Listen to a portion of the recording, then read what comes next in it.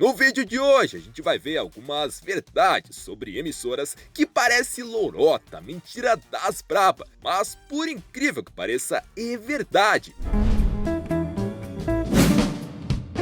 Parece mentira, mas a Globo em 95 começou a passar televenda, um programa chamado American News, que encerrava a programação da emissora. Era um game show que ia ao ar às 11h30 e era ancorado pelo ator Fulvio Stefanini, com uma plateia que respondia perguntas e demonstrava produtos. E o mais engraçado é que ninguém lembra disso, ninguém mesmo. Não existem nem mesmo imagens desse programa.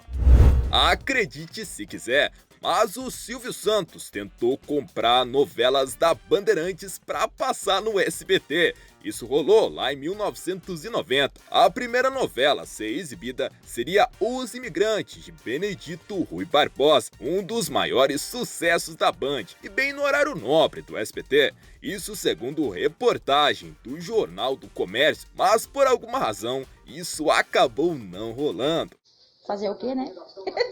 O SBT tem esse nome porque meio que não tinha outro. Quando a Tupi faliu, o Silvio Santos recebeu as concessões dela e pensaram em vários nomes para batizar a nova emissora, como SNC, Sistema Nacional de Comunicações, RBT, Rede Brasileira de Televisão, RNC, Rede Nacional de Comunicação e vários outros. Isso segundo o livro A Fantástica História de Silvio Santos, mas a maioria deles estavam registrados ou se confundiam com algumas siglas já existentes. Já o nome SBT, Sistema Brasileiro de Televisão, foi ideia de José Eduardo Pisa Marcondes.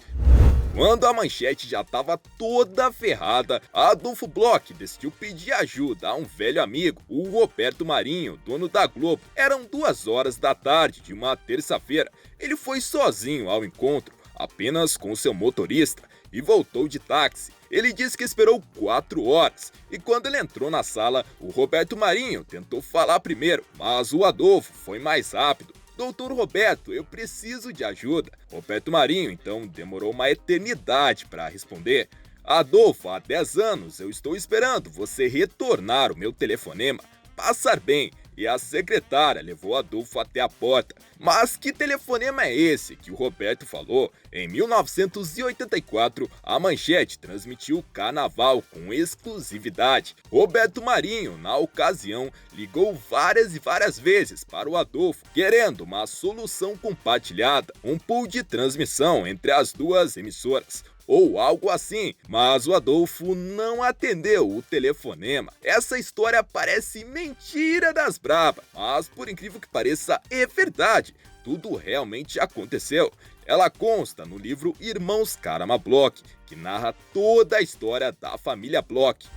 Quando a gente fala Rede Manchete, qual é a primeira coisa que aparece na sua cabeça? Provavelmente você vai pensar naquele M, o símbolo do canal, mas você sabia que talvez a emissora não fosse representada por um M e sim por outra coisa? Fernando Morgado entrevistou por e-mail Hugo Kovadlov, diretor de uma divisão de design da DPZ, que criou o logotipo da Manchete, e ele revelou algo super curioso. Chegaram a desenvolver uma outra alternativa de marca, uma estrela estilizada. Porém, Adolfo Bloch, judeu, não gostou do símbolo, pois viu uma semelhança com a estrela dos palestinos. Depois, apresentaram a ideia do famoso M. Você lembra do Band Kids? No começo dos anos 2000, o programa fazia muito sucesso. Como esquecer da Kira, né? Pois é, a Band ia criar uma emissora de televisão que só ia passar desenho o dia inteiro. Ou seja, o Band Kids meio que ia virar um canal solo, mas o projeto não saiu do papel. Muita gente achava e ainda acha que o M voador que encerrava e abria as transmissões da Manchete era computação gráfica. Porém, acredite se quiser, mas ele existiu de verdade. Segundo o livro, Rede Manchete aconteceu, virou história, tratava-se de um objeto maciço. Ele tinha um pouco mais de 1 metro e foi colocado em várias posições, para que fosse gravado em tudo quanto é ângulo. O fundo foi removido com a ajuda do Chroma Key e para simular os efeitos do M girando foi utilizado o Ampex, um equipamento muito moderno de efeitos especiais. E convenhamos, a vinheta ficou incrível! Como vocês sabem, a MTV saiu do ar em 2013, deixando muita gente com o peito cheio de saudades. Mas antes de fechar as portas, eles fizeram muito barulho. Teve despedida, festa, os VJs antigos vieram, a Astrid, que abriu as portas da emissora, teve lá para fechar. Mas não era para ter acontecido isso aí não. Segundo o livro MTV Bota Essa Pi pra funcionar, a Abril queria acabar com a MTV o quanto antes e não queria mais perder dinheiro no negócio. E justamente para não ter maiores problemas, o ideal é que quanto menos barulho eles fizessem em torno do fim da emissora, melhor. A Record, inicialmente, seria inaugurada no dia 7 de setembro de 53, porém, por alguns problemas, isso não foi possível. Paulo Machado, o fundador da emissora, era uma pessoa com alguns hábitos estranhos, e ele não gostou nada disso. Na cabeça dele, se a emissora ficava no canal 7, esse número tinha que estar presente na data de fundação. Outra coisa muito interessante é que as placas dos carros das emissoras de rádio e de TV, sem exceção, tinham que terminar no número 7. Na carteira, ele guardava cédulas de 5 a 1.000 cruzeiros, todas com o final 7, e ele nunca gastou essa grana. Só tinha por superstição mesmo. Bom, os técnicos deram um jeito e a emissora foi inaugurada não no dia 7, mas sim no dia 27 de setembro de 53, satisfazendo a vontade do dono. E nesse mesmo ano, a emissora passou por um incêndio. E sabe com quantos baldes eles apagaram o fogo? Com 7 baldes. Isso virou até notícia na época de tão esquisito.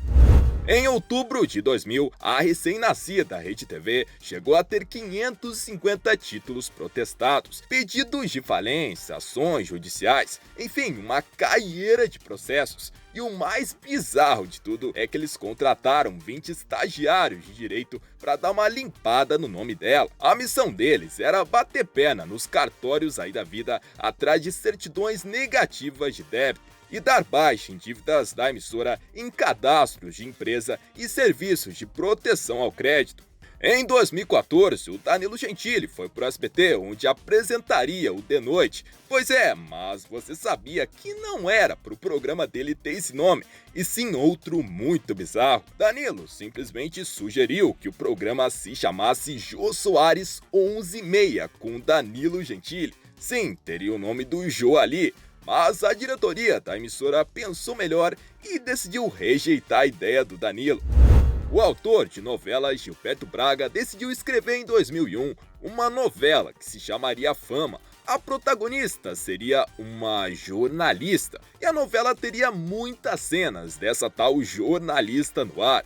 Porém, a Globo não gostou muito e pediu para que ele mudasse o meio em que a história se passava, pois a tal jornalista poderia criar uma confusão com o departamento de jornalismo da Globo. Afinal, o povo é meio louco. Algo que Gilberto acabou concordando. A novela saiu do papel e recebeu o nome de celebridade. O enredo foi modificado.